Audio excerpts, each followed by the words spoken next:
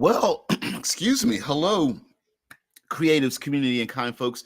Welcome to yet another episode of an Obsidian Star Design Journal or Design Journey. I'm not sure exactly which one it is. And there's a weird gap of silence on the end of that video. That's very strange. Thank you very much for being here. And today, let's just get right into it. We're going to talk about the dystopia of achieving a utopia. For those who do not know, there was a real life experiment done on rats. Uh, Many times, behaviors are done with very intelligent animals. And this experiment was done back in the late 50s to early 70s concerning rats in a utopian enclosure.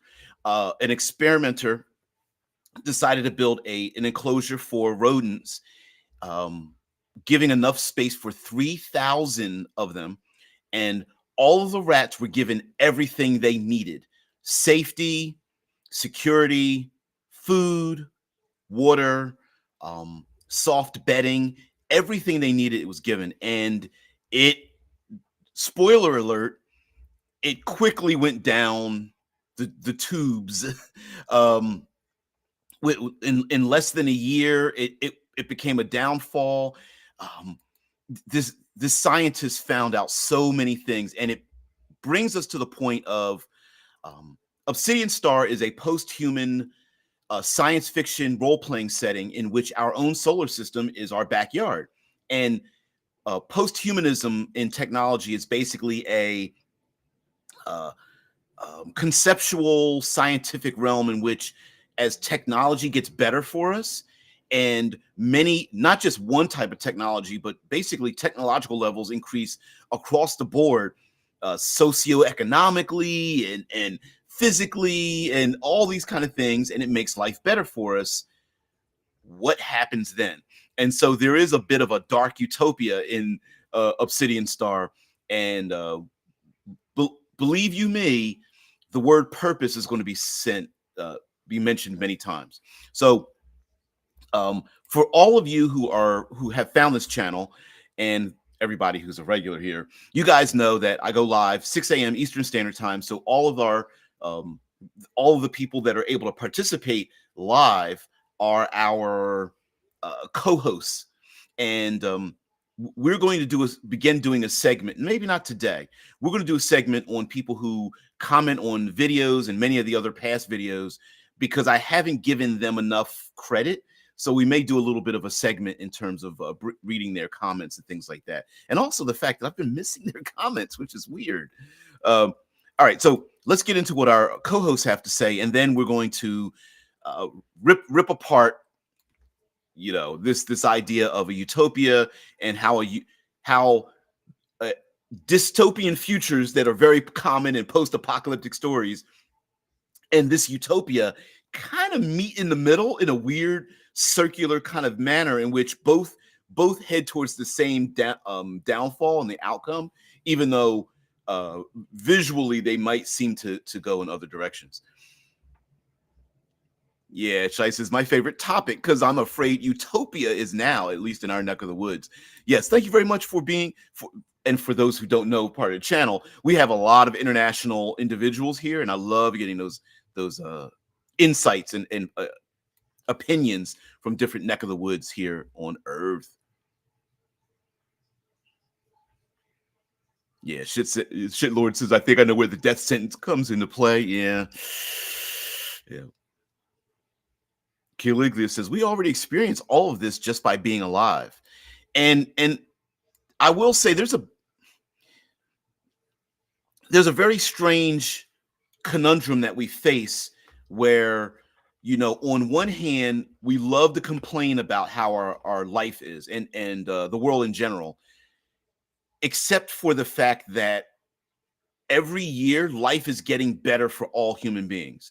Now, when I say getting better, it's like, is physical and mental abuse good? No.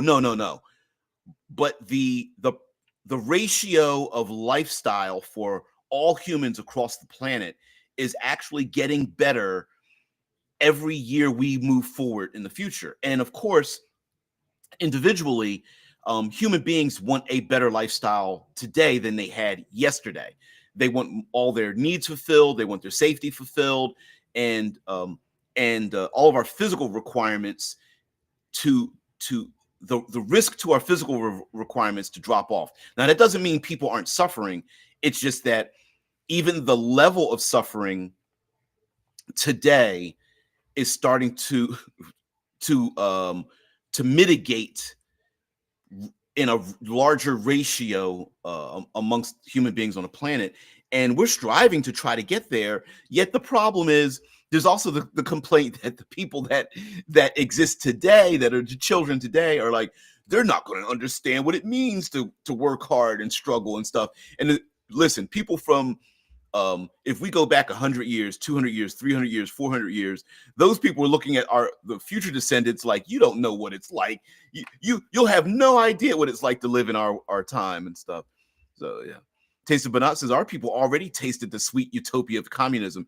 Everybody starved. Well, I would make the argument that that wasn't true communism, if that makes any kind of sense, in the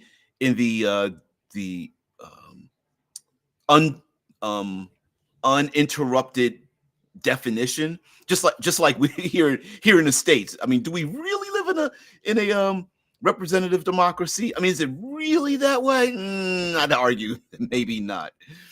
TA says the guy who did the experiment went on to establish NIM, yet the National Institute for Mental Health. Yeah, we learned a lot. When I say we, I mean like this guy does this experiment. A lot of scientists were shaking their heads like, yep, thanks for doing the experiment. We kind of thought we were headed that way. Yeah, Deadman's comment. Like in Wall-E, the humans are given everything they need and they just became fat and lazy. And that's the good outcome. That would be the perfect outcome if you kind of think about it, right? Like it being an animated movie for families and children and their parents and guardians and things like that, teenagers. They showed a good part. It could have gotten pretty bad if they went like rated R or whatever. Yeah, that experiment was also somehow embedded in that cartoon movie, The Secret of NIM. Yep, absolutely. The relatively adult, The Secret of NIM. When you realize what it's about, you're just like, I saw it as originally as a young child, and I was just like blown away by it in a good way. Like, what? This was grown folks talk. What? Shit, Lord. I dare not mention the cocaine orgasmatron that's sure to await us in the 25th century. Yeah, just plug it on into a hole. Vince, what's going on? Hunt says, I meant the West, Europe, yeah, North America, a lot of the world, in fact. Yeah, we might have to face the possibility that this is as good as it gets. If we don't keep tearing it down, and maybe there's a reason why we keep tearing it down, there might be some kind of like underlying, every time we keep getting closer to a utopia, the more violent we get against it. I don't know. Hey, Drew says, I talked with Doug Burton yesterday in the chat of the Heat stream and told him about the naming of Dynasty of Deceit. He loved that. Oh, did you? Yeah, I'm gonna have to see that. I'm gonna have to. Matter of fact, I'm gonna listen to it today. Thank you, there, Drew. Yeah, Dynasty of Deceit. Yeah, the is it a small cult of deception or is it a whole overriding dynasty of deceit? Yeah.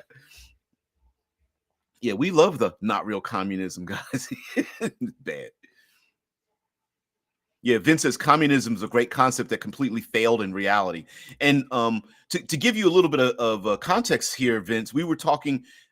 This was a prior stream where we talked about different types of governments, and in a science fiction setting, we love ourselves like Wikipedia and Google and other services that give us different definitions. And when you read the definition versus its real world applicable real world applications, you end up realizing that the definition and the application don't match, and that we're actually using words to describe the real world application, but that's not what it really is. So that was the my contention with like when you start looking at governmental systems, because I found some really bizarre governmental systems. But if we take our real basic ones like democracies and socialisms and communism and all these kind of things, like in practice, they really, there's so many parts of it that don't align. You're just like, wait a minute, that's not how it works. These are more like kleptocracies and oligarchies and things like that, technocracies and things. So yeah.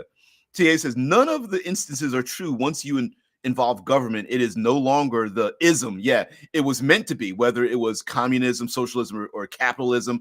You are so right. Yeah, you're so right. Yeah, once you get a government or like a huge bureaucracy involved in it, yeah, no, what is it? FUBAR, like no plan survives. You know, survives when contacted with reality, basically. Shai says, Nim freaked me out as a child. Yeah, I never understood it either. I better give it another try. Yeah, the Secret of Nim, an animated movie for those who don't know. I would classify Secret of Nim in the category of like Animal Farm and oh, what's the other lethal one? Animated movie with rabbits. Um, oh wow, I can't remember. Um, there's one with the pig and the spider, Charlotte's Web. Uh, Animal Farm is the one about totalitarianism, and there's one about rabbits. Oh wow. You guys know. Please put this animated movie in the chat. Watership Down. Thank you. Watership Down. And Secret of Nim falls into that category. Thank you so much, there, member of the Shite Squad. Yeah, in a sense that, spoiler alert, the Secret of Nim and why it's like NIMH or NYA. I think it's NIMH, and it's an acronym for these mice and rats who live. When you find out that they live in a they're going to be experimented on, and they live in a lab. And at the very end of the movie, they figure out how to escape, and drugs are being used on them for various methods, and one of those drugs makes them extremely intelligent, and they need to get out of it. And as a kid, when you're watching, you're like, oh, it's cute little micey people and stuff. And then you're just like, wait, what? This is going really dark. Like they're going to be killed pretty soon and experimented on. And they find out like, oh, you know, where their other members of their family have disappeared to and stuff. And it's like, ooh, yeah. And so yeah, like Wally, it, you know, they don't show you, but you're like, this can be really dark. Like this is pretty damn dark. Vince says, I recently got out of day clip. Oh, cool. Heal those mental wounds just like our physical wounds, man. TA says, yeah, you should watch, and probably telling the rest of us, you should watch a video on the rat Utopia experiments first if you're talking about the story of the Secret of Nim, as it may make more sense then. Yep. Yeah. All right. So we love the great concept that failed guys too. Yeah. Oh man. Yeah. The great concept that mandates central planning of food and production. Yeah, Vince says, I like to say democracy works because it does not work. What there's a quote that's something that says something like I'm gonna butcher it, but it's like democracy is the worst government of all and should be avoided at all costs except for every other form of government. Something like it's to that point, like it's the worst in the world except for all the others. Yeah. Yeah, there are no isms, only state authority. And you know, really, and if you take it a little bit above that, it's not just state authority, it's just people love authority over others, and they're just using the isms to gain that authority over other people, right? Like if you look at all the governmental isms, the vast majority of them that have been used and those that have not been used are basically a small collection of people with authority over other people, and just legalese in between us and the people in authority, right? Yeah, very scary, but easier to comprehend than NIM. Yeah, because it's from the point of view of the thing. National Institute of Mental Health, NIM. Yep. Yeah, Vince says, and yes, the world is getting better, even if the world tries its best to hide it. Yep. Yeah, and unfortunately we are our own downfall, right, Vince? Because even as the world gets better, we have individuals who are like, it can't be getting better. I'm going to make sure it doesn't get better, right? Yeah. Okay, so thank you, Jisha. Yeah, democracy is the worst form of government, except for all the other ones. Yeah. Deadman says Secret of Nim is available for free if you have Amazon Prime. Oh, it is there. It is free, also free on Tubi, Pluto TV, and Roku. I've got my Amazon Prime. I might take another look at it. So we're kind of dodging around the point here. So there was an experiment done, as I said before, with rats, and let's describe some of the horrible things um, that happened during the rat experiment, and talk about that in relation to human beings. So, Calhoun, an American ethologist, conducted a series of experiments in the 1960s and 70s to observe the effects of overpopulation in rodents. Now, um, a slight historical fact for those of us that grew up in this particular era, we have this weird seasonal thing where we as human beings and scientists even start talking about the problems of overpopulation. Now, the reality of overpopulation is that overpopulation isn't a problem unto itself in a vacuum. Hum- Earth has enough space for everybody. We have enough resources for every living human being on Earth, even as we are growing. And if we grow uh, higher in housing and lower, meaning down under the earth, high into the air, across places, across water, there's enough housing for everyone. Our society makes it difficult for overpopulation. And so we have the seasonal cyclical thing where overpopulation comes around, but this experimenter found other issues. So, termed rodent utopia, rodents had access to unlimited food, water, and nesting materials. And it says, what happened in the rat utopia experiment? Well, as the pens heaved with animals, one of the assistants described rodent utopia as having become hell. This is said by Marsden in 1972. Dominant males became aggressive, some moving in groups, attacking females and the young. Mating behaviors were disrupted. Some became exclusively homosexual. Um, and it was called the Universe 25 experiment. And let's see.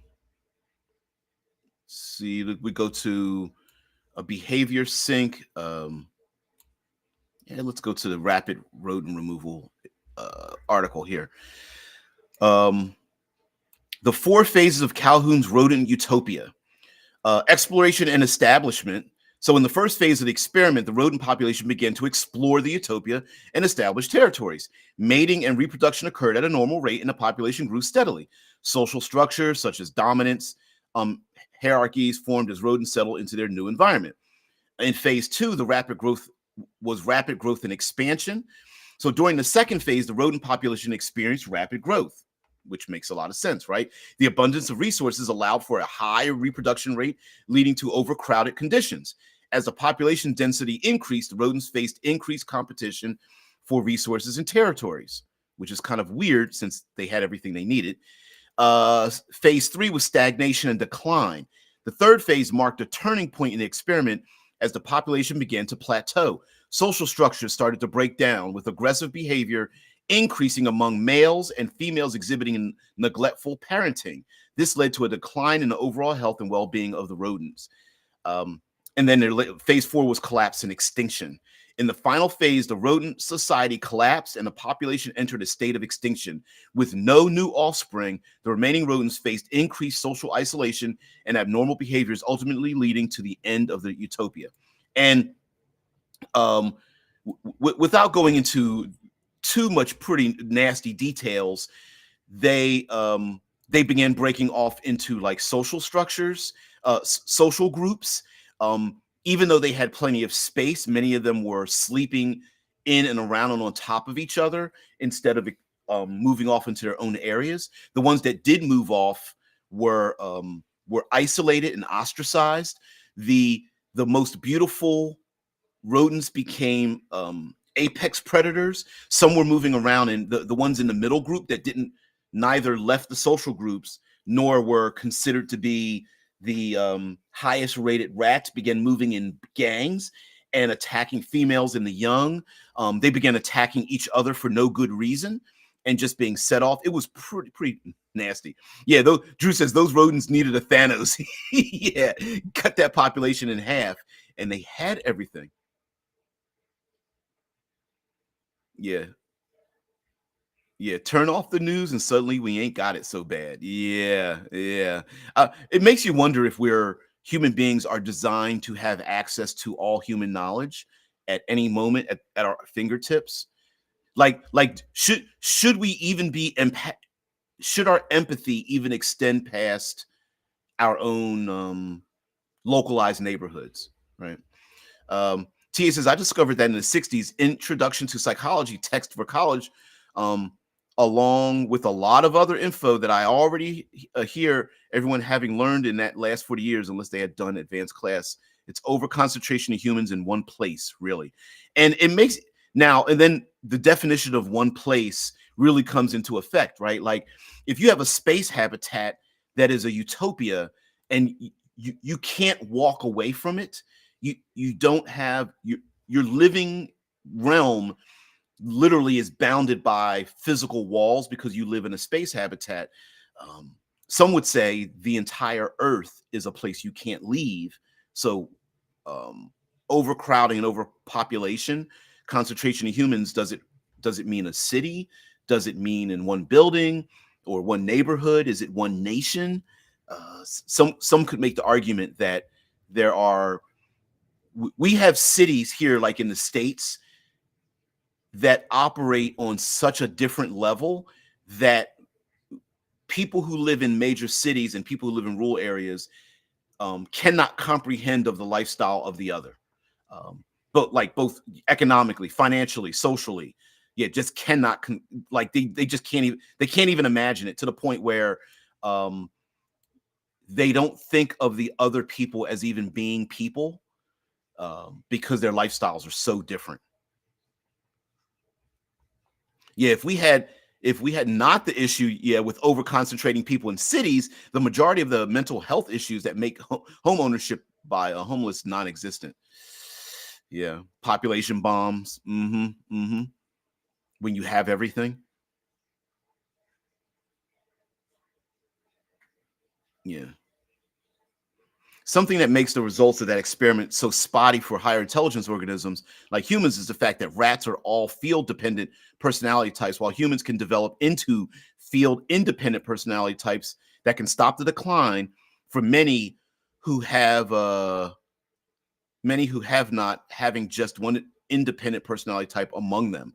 Now, here's while I do agree with you there, TA, the problem is that choose we choose a foundational personality type that keeps us in a confined space when we don't need to, right? So yes, we can freely choose not to be part of the group, but the problem is when you are ostracized from the group, you no longer have you are no longer judged and have no purpose when you leave the group, even though it's destructive to be within the group.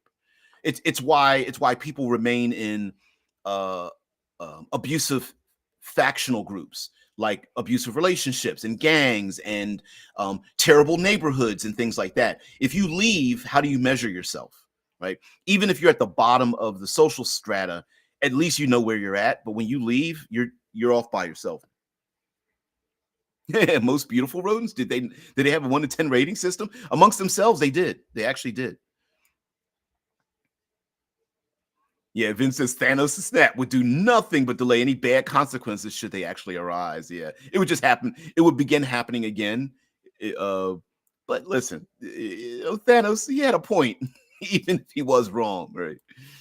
Because Caligula says, yeah, being plugged into the media really makes you wonder, are we really just brains in a jar? Because if you ignore the media, suddenly the world doesn't seem that like such a shitty place. And the shittiness that we do see, we go, there's an easy way to solve this problem, especially on a very local level, right? Yeah. Yeah, Vince says the thing is that humans are not rodents. Like, if we got problems, we adapt pretty fast and invent new things and methods to survive. We are pretty good at it. And that brings up a tabletop role playing setting of science fiction post humanity, in the sense of as various as humanity tries to claw our way to a utopian society, what happens along that way? Would there be gangs of human beings running around? Like, what are the downfalls and pitfalls to obtaining a utopia? And can a utopian society be achieved? And like we talked about purpose, would we artificially choose to create situations for ourselves so that we don't have a downfall of utopia? Or would it be a natural byproduct of human beings purposefully making resources scarce for ourselves just to have um, struggle and stress and tension? And one part of that struggle and stress and attention, I mean, and intentionally making our lives stressful, is the fact that um, does it work if we consciously choose to do it? Now, we do have a population of people that love to be stressed out, right? You talk about anybody involved in any kind of top level physical sport, exploration, things like that, are absolutely positively putting themselves in a position of ultimate stress on purpose. They are denying themselves nutrients, they're denying themselves sleep, they're denying themselves restful, safe locations when they travel the world. They are denying themselves. They are pushing their bodies into uncomfortable things, and we have lots of endeavors that we engage in, from weightlifting and heck, just jogging and exercise is one of those. Dieting is another form of stress. Um, any person, any human being that explores the uncharted places of our planet, people that climb mountains and scuba dive and go caving and all these kind of things, and want to swim across channels and stuff like that. We have endeavors, but how do we do that with a giant population of people? I don't know. Yeah, it's a good point. Yeah. That's why I scaled my YouTube diet back from current events and conspiracies to 100% fantasy, sci-fi, and music. Yeah, I've done a lot of that too. Not to get because a lot of people are like so stressed out. It's horrible.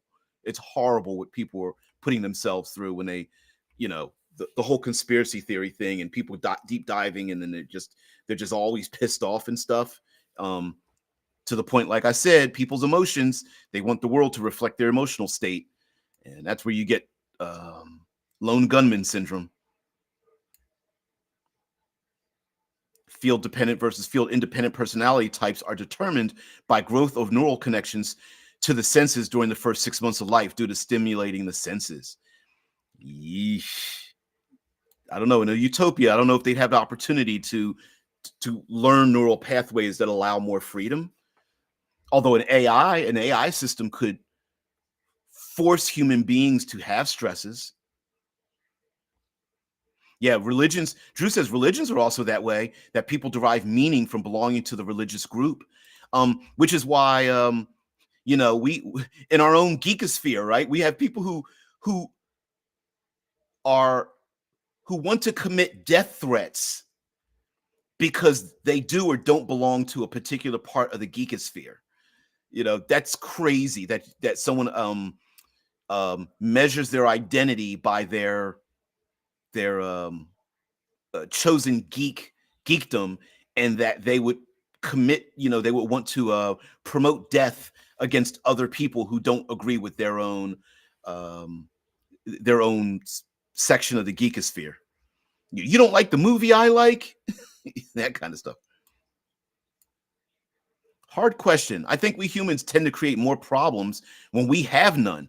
Gossip is a good example of that. Boredom kills human brains, and new challenges need some sort of struggle. Here in the U.S., I guess that's a good example of not Quakers, not Mennonites, Amish.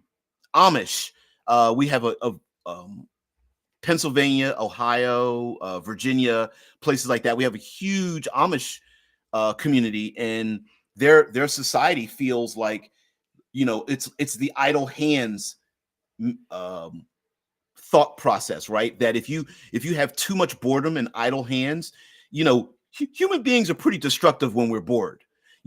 Just being bored, we start to destroy small things around us, including things in ourselves. We start picking at scabs and throwing rocks and ripping paper and taking sharp objects and poking things with it. And then that starts to get bigger and bigger. A bunch of bored kids will start like breaking windows and spray painting walls and setting things on fire and stuff like that. But when you're busy, when you're busy, you're burning so much energy involved in your busyness. You actually don't have mental space to consider being bored. When we human beings are busy, it's just like you just look at other people who are bored and you just roll your eyes like, find something to do. You're bothering me. Yeah.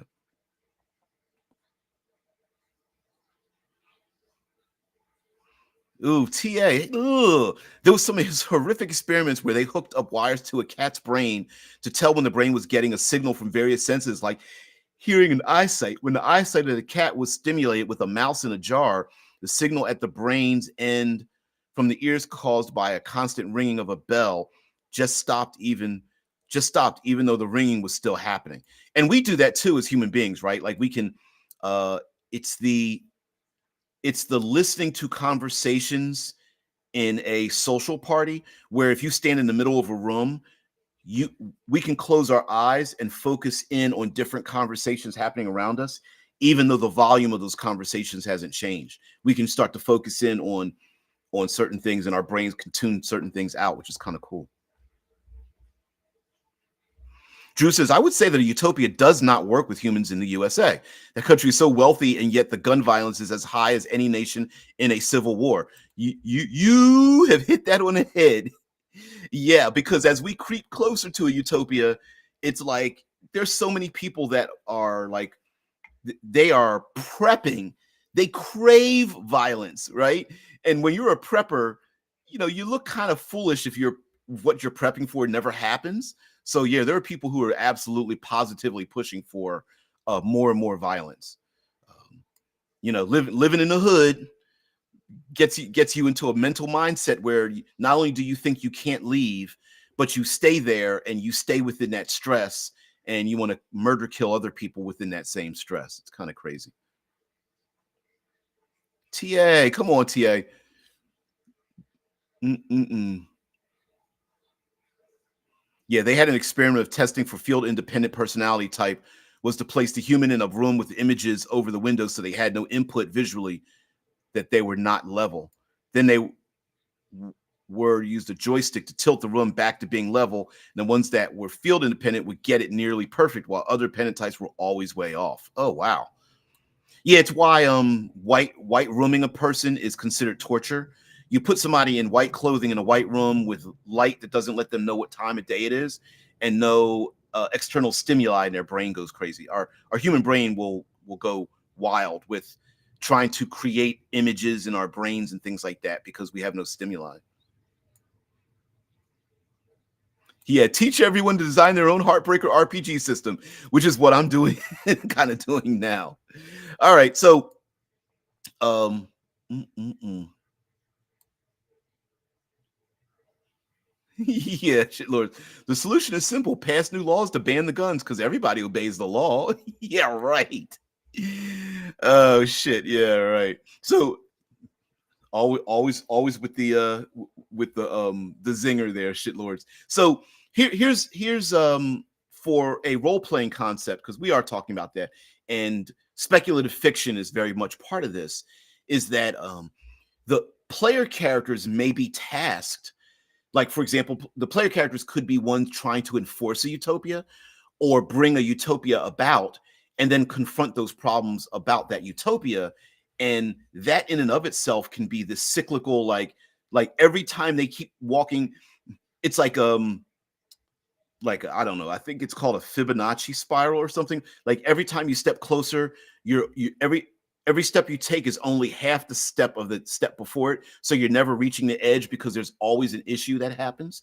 And some of that issue, yeah, yeah, if everybody was busy with game design, this would be a real utopia. Oh, Drew, thank you very much there. Although maybe I can open up an OnlyFans if I'm that stimulating. Plus, I might get a lot of like women involved in it too. Yeah. No, but in all honesty, like yeah, we even all of us, we're brilliant people, right? And we see ourselves looking around the world like, yeah, we know why we can't reach utopia because there's always somebody else out there who wants to bring that down, right? It's not a matter of me doing better. It's watching other people do better, and I've got to stop them from doing better because I'm not benefiting from it. And we do have that argument in our socio-political arena, right? Those people got money and those people being helped. What about me? There's always that idea, right? It's never I see you're helping those other people. Let's help them so that once they're helped, we can help us. No, everyone's just like cut off all funding. I want you to stop. What about me? What about me and myself? You're being selfish. You're not thinking about me. Yeah, and getting women involved is the only way anybody will ever pay attention. Ouch! Stop. Yeah, because well, even today, right? Life has gotten so good that progressed to the point that we have okay, I'll bring it up. Yeah, start a GoFundMe to help with making Obsidian Star. Yeah, yeah. Oh man, but we've even today now we consider this to be an existential threat because society has gotten so good that the role of air quotes men and women doesn't matter any longer. Um, in effect, you don't need somebody else to fulfill your life, but we have desires because we want somebody else. But the problem is that each of us is so individual that we are both conflicted with the separation between wants and needs. And so we want we are confused that we want people in our lives. We want people to be intimately involved in our lives, and we want intimacy from other people, but we have a hard time expressing it outside of the although changing standardized gender roles.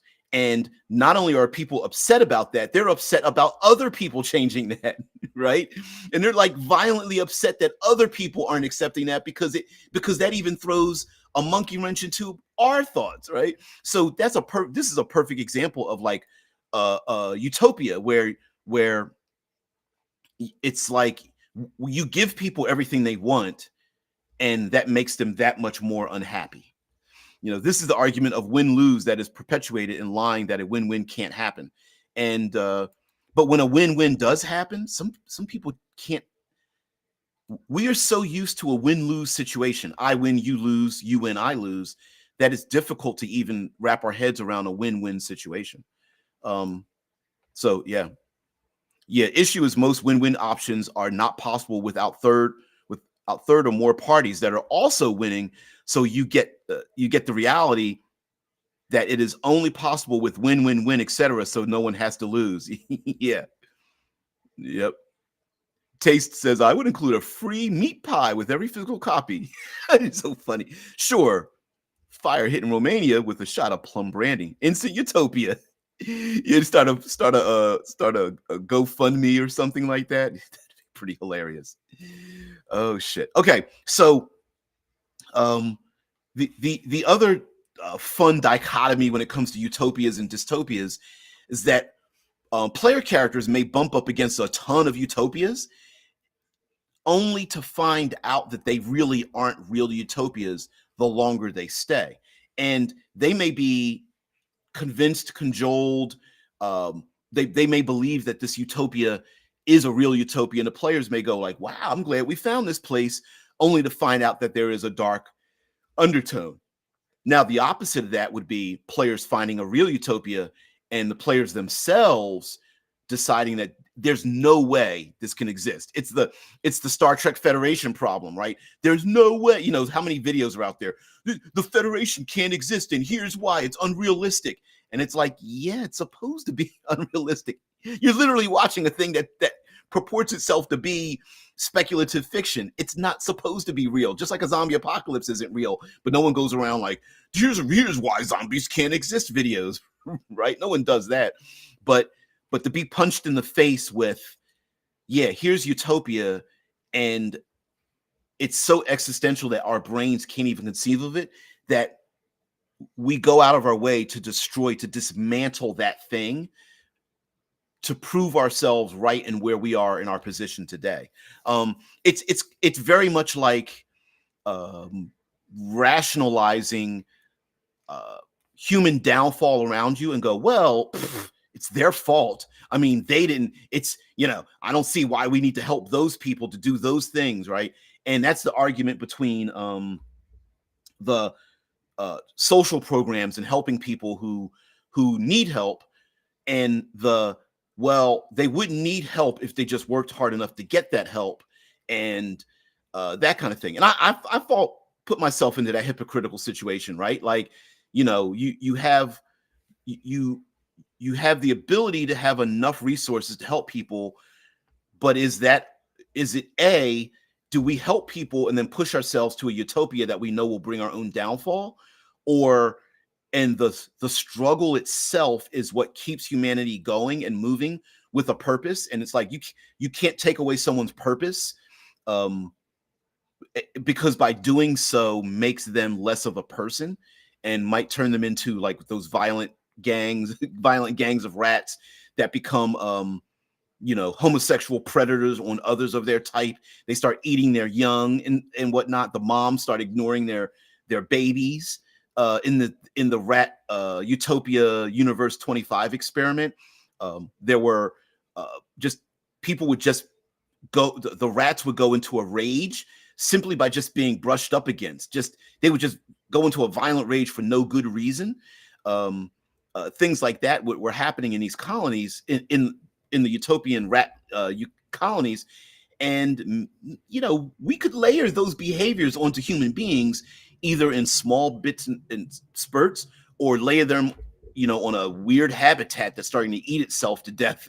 And the player characters arrive after, you know, being away for a couple of years. And when they get back, it's like, what happened to all the people? And everyone's walking around in like this post-apocalyptic, you know, hellscape of a space habitat in a domed city somewhere in a dark corner of Mars. And the player character's like, we need to get out of here. And everyone shuts the doors like, nope, you're new meat. You're going to live here with the rest of us. Yeah. They are being captured because the only way to maintain their utopia is to keep adding more new people to the mix, so the boredom that destroys the utopia is kept at bay with a new person to participate. I agree. I would believe that would be a case, especially with space habitats, right? Like, no matter how large the space habitat is, at a certain point,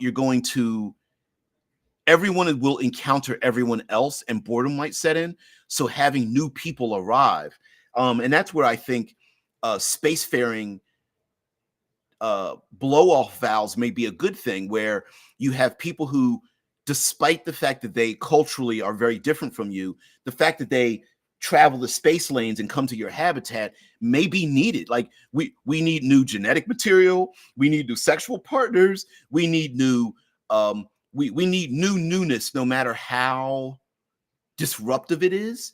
And it may be a good thing for having these like nomadic tribes of humanity traveling around the solar system to stop by every once in a while, like a small town that has people that visit every once in a while. I remember when I was in Pathfinders, not the role playing game, but physically pathfinding group when I was a teenager, and we backpacked and we walked. It was like a 2-week thing, and we went past this small town, Somerville, in uh, middle of Pennsylvania, and they were so happy to see these young people come into this tiny small town that the town was so small it shut down for us as we came to town.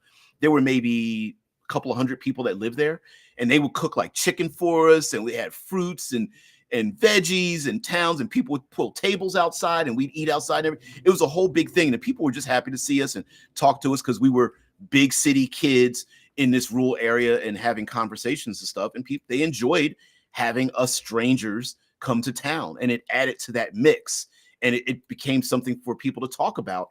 The local store was literally everything. The store was like the post office. It was their government agency. It was the place where everybody gathered and stuff. It was pretty cool. It was really cool to be part of that.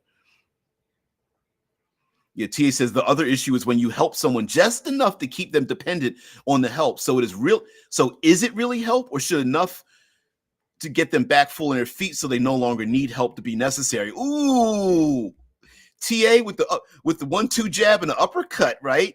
Because people look at social programs like you're just putting a band-aid on the problem. If you just give people money, or you just give people housing and other programs, right? Aren't you just keeping them dependent on the program itself and not encouraging them to get off of it? Or you're not giving them enough help to raise them up high enough to get to the point where they already know they can get off of it, which is another thing too, right? Yeah. Yeah, just by being brushed up against reminds you of a certain someone. Oh no, no, no, you're so wrong, shitlords. Oh, the visual. I didn't even think about that. Sorry about that. Yeah. Space gypsy caravans full of traveling entertainers is what I see when you say nomads now in this sense. True, but it may be like I don't know, zero gravity, like casino slash. There's a reason for having red light districts in cities.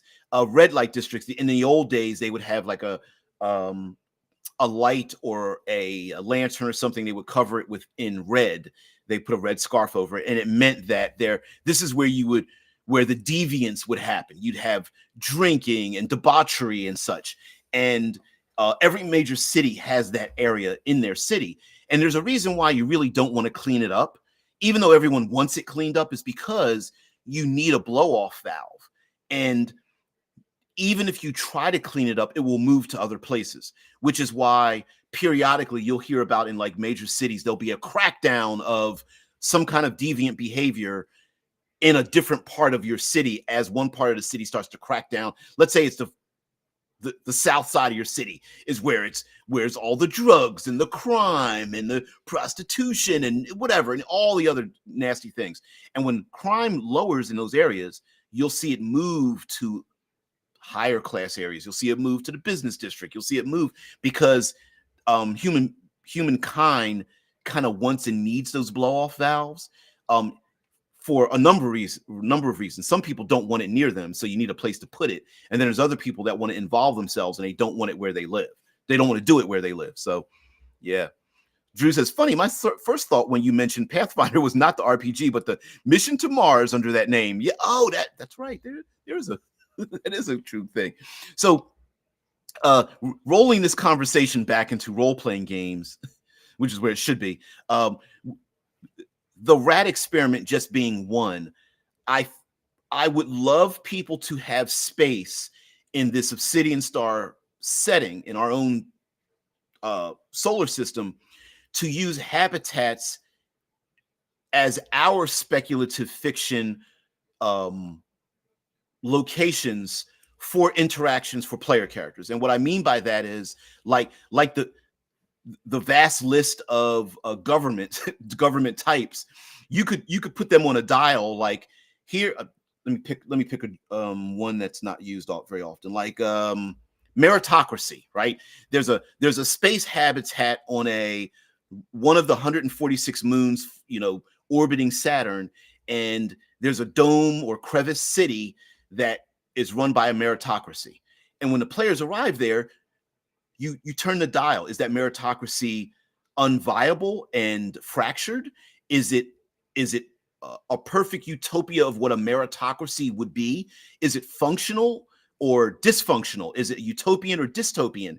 And you could turn that dial and have the players then arrive and have those interactions and have things happening. So much like Star Trek is a storytelling mechanism where um, we, the Federation, represents us as humanity living in a utopia, but what we're doing is we're going out to aliens and they live in a dystopia.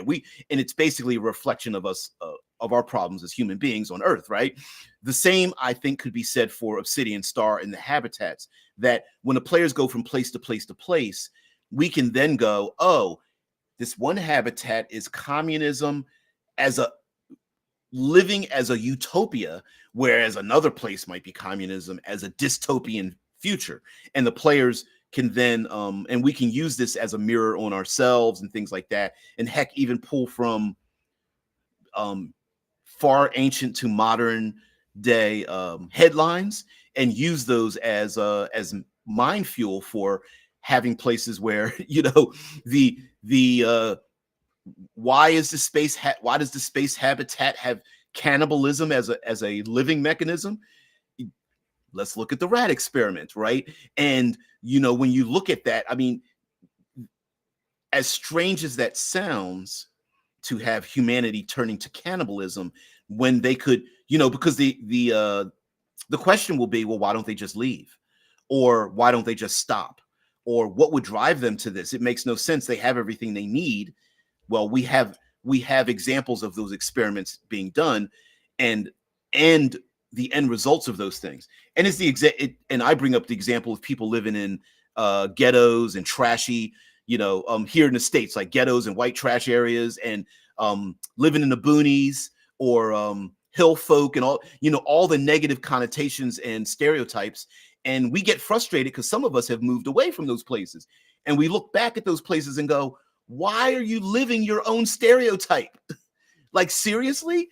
But there are people who can't, their neural pathways can't even imagine themselves leaving that kind of place, because sometimes we feel like we've invested social clout into a place that we would be leaving that region or location or social strata and not getting our investment back. So it's like leaving, it's the idea of leaving society in general and people who live off the grid, right? And we look at some of those people and go, yeah, that'd be kind of cool to live off the grid. But then there's a lot of us that are like, I spent a lot of time and energy like bringing myself up in this social strata. I'm not leaving it to have nothing to show for it, right? So there's a lot of that too.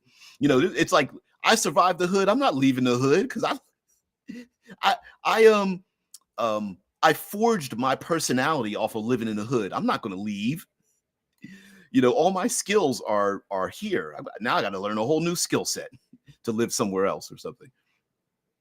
TA says the issue with Star Trek is that all the aliens that are even remotely humanoid are due to some other universe's aliens going through and Johnny Appleseeding all those other worlds with their genetics, which is, yeah, it's all right. Yeah. Well, what is it? Panspermia is the scientific term for that.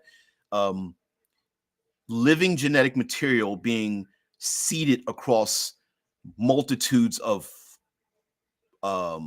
planetary systems, and that we are all seemingly related to each other through a similar genetic material being sprayed essentially across the universe, which I mean, I don't know. I see that.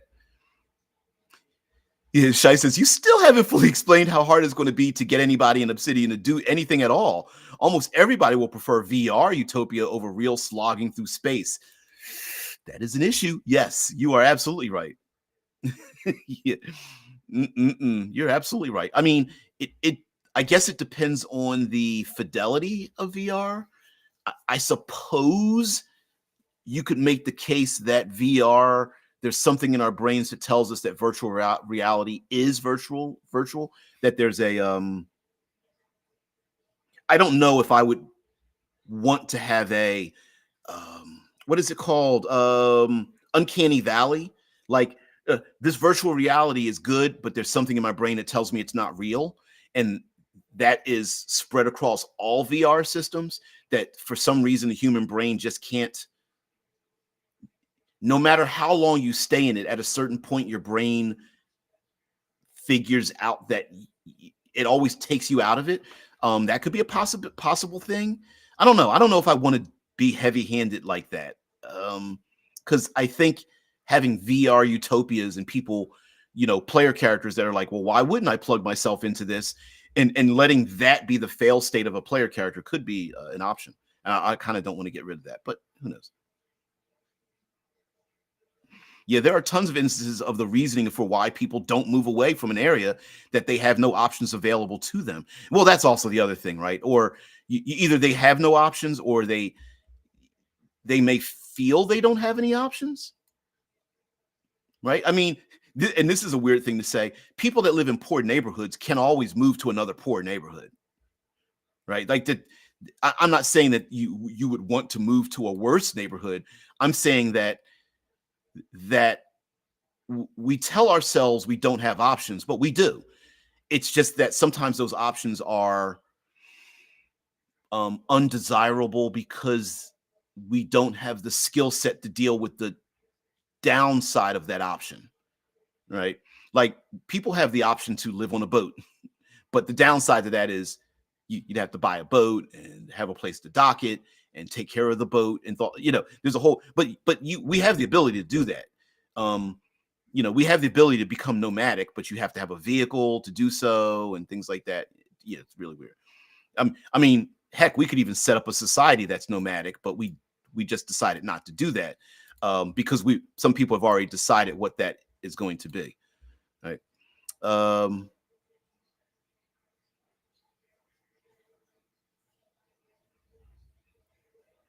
Yeah, they fleshed that story about that in Enterprise series, where you have the same race of extra-dimensional aliens trying to use the Zentradi to attack Earth, having time travel ability, and realizing that stopping the Federation would allow them to dominate our universe, while not stopping it means they lose to us in the future. Oh, I forgot about that plot. Yeah, yeah. Shai says, I really think the most realistic quest in a campaign is going to be motivating the masses to take part in some real movement, which might require you to enter their dreams and convince them that the VR utopia is about to be turned off. Ooh, I wonder what kind of panic or insanity or mob mentality would happen if you literally tell people that their VR utopia is going to be turned off. I don't know. That's awesome. I like that. I like that a lot there. I like that, Shice. Yeah. Sings I'm on a boat from Lonely Island. Yeah. Sorry, by fleshed out, I meant the aliens that were responsible for all the humanoid aliens in our universe, from Romulan and human to Klingons, all have that one common ancestry, which I think makes a lot of sense, right? I think the idea of a common ancestry, the panspermia idea, actually makes a lot more sense than a little bit, even though it does make us feel a little like it kind of throws something in the face of religion for some people, and it also makes us feel like we're not the center of the universe as well.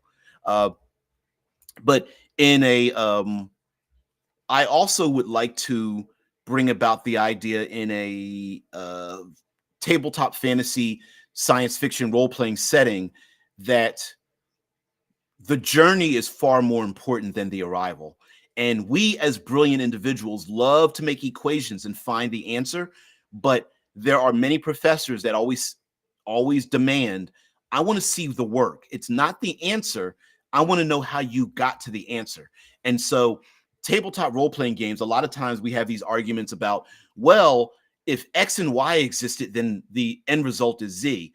And my definition of that is no, no, no, no. We don't want to know what the answer is of Z.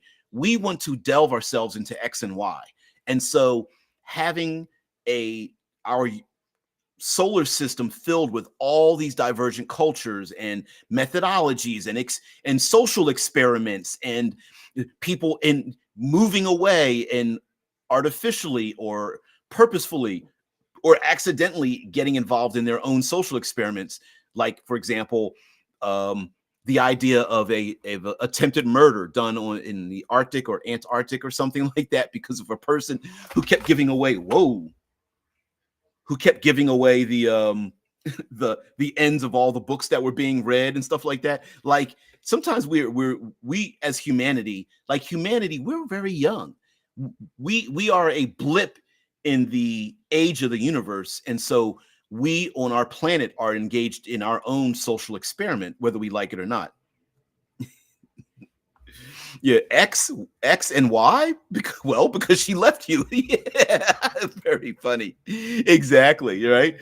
And these social experiments are a thing. Like for some reason I'm getting a lot of relationship podcasts on my feed when I'm working, and it's all like genderfied, like women should know their place and men need to blah blah blah and step up and blah, and it's all this thing, and they're bumping heads, and I'm just rolling my eyes like you you guys are not getting it. You're fighting a problem. You're fighting for a solution. You're making a problem and trying to find a solution to a thing that doesn't exist, right? We're living in a time and era where we kind of don't need each other, and we need to flip it over to, yeah, we don't need each other, but maybe we do on a level that doesn't require these other outside aspects, and changing our methodologies of living in like major cities and rural areas and things like that. You know, people that here in the States, people that live in rural areas cannot stand major cities, and the mentality that comes with living in a huge metropolitan area, and people that live in rural areas are like, they need to change the way they are. They should live like us. And then when those big city people move out to those rural areas, they're like, what are you moving out here for, and bringing all your big city problems, right? And then it's the other way around. People living in big cities are like, you're just a country bumpkin. You can't survive in a big city. What are you doing here? You need to go back where you came from. And then big city people are like, we need a change. You know, maybe we should learn something from those people from the outside and stuff. Yeah, it's just this big cycle. It's like, we need you. Why are you here? Didn't you just ask for me to hear? Yeah, but we didn't really mean it. Yes, basically don't solve the problem, but without fully enjoying the process of solving it. And here's the other thing too. Um, does one solution fit all situations? Maybe not. Or you find a solution and then that literally becomes the problem for the next solution. Hey, everybody, you wave your hand. I got a solution to our problem. And all of the people that are on the opposite side of that fold their arms and pout and go, I don't like your solution. It's stupid. you know, I'm being facetious, but I mean that in a role-playing sense. Like the player characters themselves are the agents. They're the stars. They are the ones who come with the solution. As they travel, they're going to be bumping up against people in situations where they have problems. And I think that's the sweet spot, right? Yeah, trading dirt streets out in the sticks with stray dogs running around for big, tall, faceless apartment blocks in the big city. Yep. We are all somebody's future ex. Yes. It's like going to a dinner, like going to a social engagement, and like, I'd like to introduce you to my future ex. I don't know. Maybe in the future we may have timed out relationships. Like, hey, we have 10-year relationships, and we either re-up the relationship for another 10 years, or we just go see ya, and we just leave with no hard feelings. It's just like, no, we spent 10 years together. That's cool. And it was really cool, right? Hey, let me introduce you to one of my third 10-year or something like that. I don't know. It was weird. Hey, let me introduce you to a bunch of my exes. I'm so happy to have all these exes, and everyone's like, yeah, wow, you've got what, 8, 9 exes? Yep, sure do. And then those exes are like, yeah, we were how long were we exes before? We thought about coming back together again, but we were like, no, because we're all working our own collection of exes. You know, yeah, relationships will be a thing of the past. Maybe. I don't know. Can we live separate from people?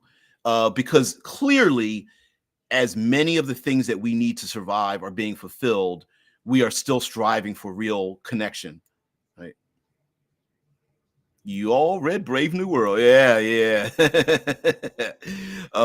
So yeah, we all crave connection to the point where people are getting very violent because they don't have a connection.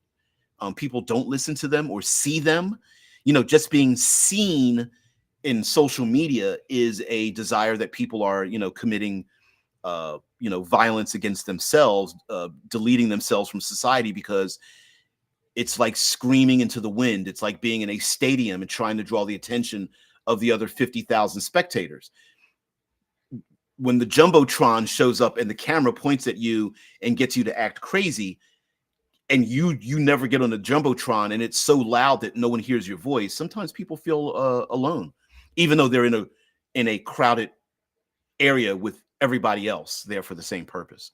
And some people feel that Earth is like that humanity on Earth is like that. We're all screaming into the void and no one's paying attention to us.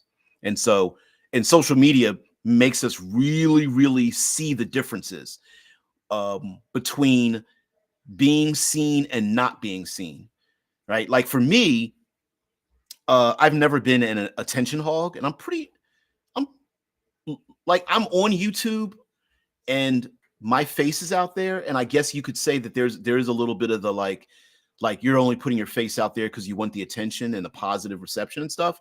But on the other hand, it's like, I look at people who have like 30,000, subscribers and 150,000 subscribers and 1.2 million subscribers. And I'm going, yeah, that's just not me. I mean, could I do the things to get there? Sure. But like, if you've ever seen like, I don't know, the Mr. Beast documentaries or stuff that he's put out there, like, oh, I wanted to capitalize on the system and get as many people and stuff. And then you go down this dark path and stuff. Like, what is it? What's the dude's name? Tekashi 69, doing things just for the attention, not doing it for the outcome of the attention, if that makes sense.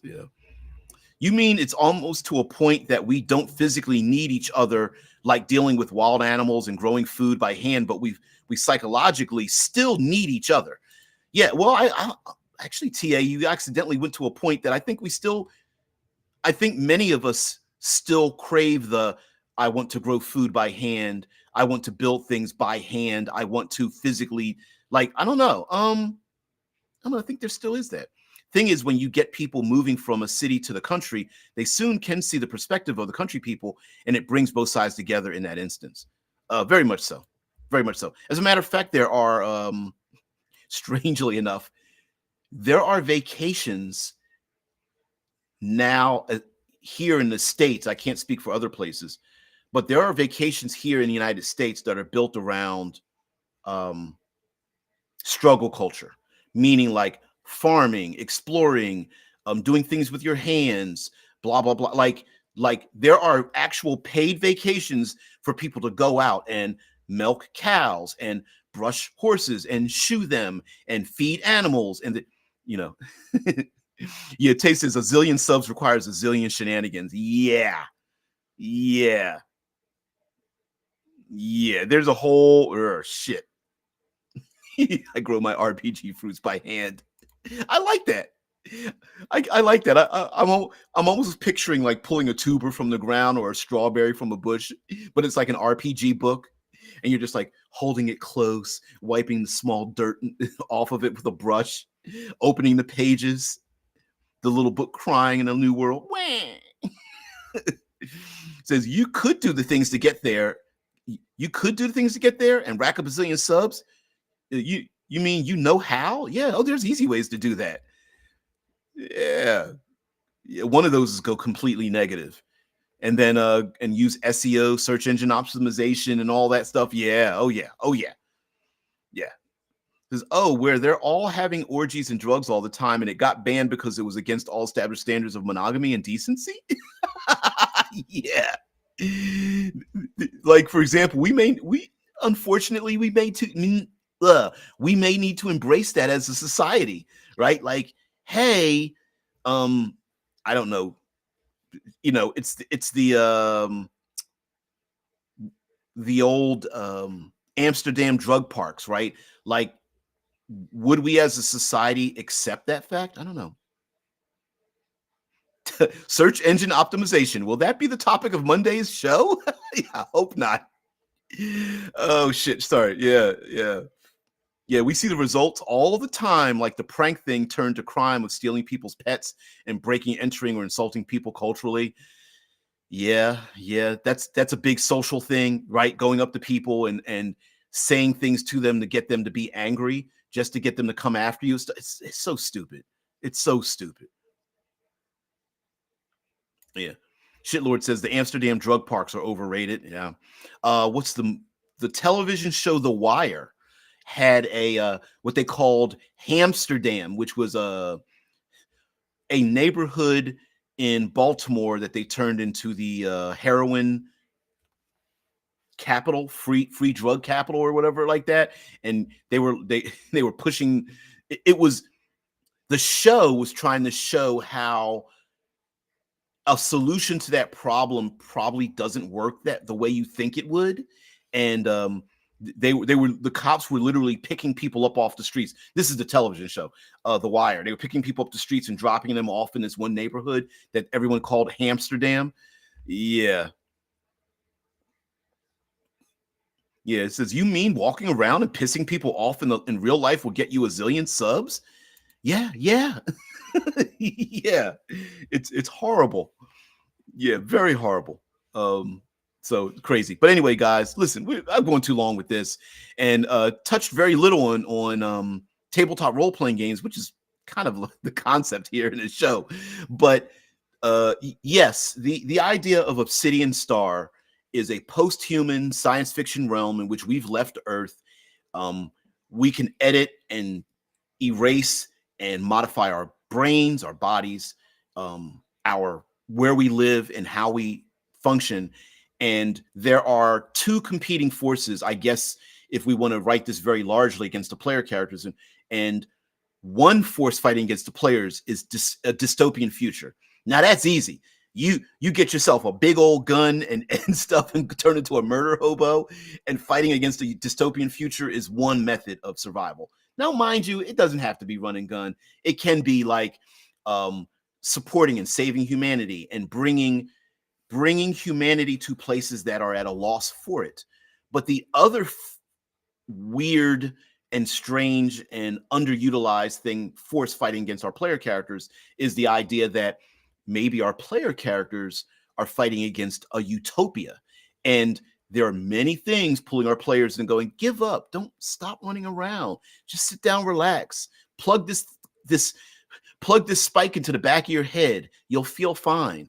And so the cocaine or orgasmatic 3.0 machines out there are pulling our player characters that direction as well. There are going to be a lot of corners of our solar system that the players are going to say, yeah, let's retire here and not keep going. And so that is another stuff. Yeah. Maybe just being a girl would get you a zillion subs if you talk about guy stuff. I think if you're a girl and you sexualize it, it will be. But if you're a guy and you talk about girl stuff, yeah, it gets you there. You know, if you're a guy and talk about girl hate, you're a girl, you talk about guy hate. That, but both of those things are huge on the interwebs. So yeah, which gets you nowhere. It's like, I hate that, I hate their side, and it's like, you do realize that taking that position means that you won't succeed. It's crazy. That whole thing is kind of the Jedi versus Sith dynamic, where anger, fear, and aggression is easier to get subs, but the outcome leads to death of the person one way or another. Yeah, sociologically, yeah, psychologically, socially, etc. Hey, you're absolutely right about that. Yeah. Okay, let's do some do the same subject over again on Monday, except only talk about how to fit Utopia, Dystopia, and the fall into the universe of Obsidian Star? Yes. Yes. 2 days of no work is our Utopia, and the fall comes approximately 48 hours from now. Yeah. Thanks, Drew. Says we need to make our bad boy DBJ more popular. We? Not why. Thank you very much for that. Guys, have a great weekend. I, I don't know. I will come up with a week's worth of themes so that we know what we're going to talk about, and I will be more proactive in keeping ourselves on target. So because this isn't technically a political show, we're actually a tabletop role playing show, and I'm an armchair, I guess an armchair scientist or something. I don't know what I would call myself. So I have zero skill in any of the things we talk about, but I think there's value in the average person talking about these things, and I like it. So guys, have a great one. Have a great weekend. Thank you very much for spending your valuable time here. I hope with spending your valuable time here, I can make change in your tabletop role-playing experiences. And thank you, co-host, for bringing the brilliance back to this place, because it kind of needs it. with a RPGs are political. Yes, they are. Even when you say they aren't political, that's a political stance. Yeah, drawing breath is political. You're absolutely right. Yeah, politics of a TTRPG is still kind of important to keep motivation for the player characters. So it's all good, I think. Yeah. Time for some VR utopian alcohol. That's going to take us out. Guys, have a great one. Have a drink for my part. And guys, have a great weekend. I'll see you 6 a.m. Eastern Standard Time, Monday morning. Peace and tranquility.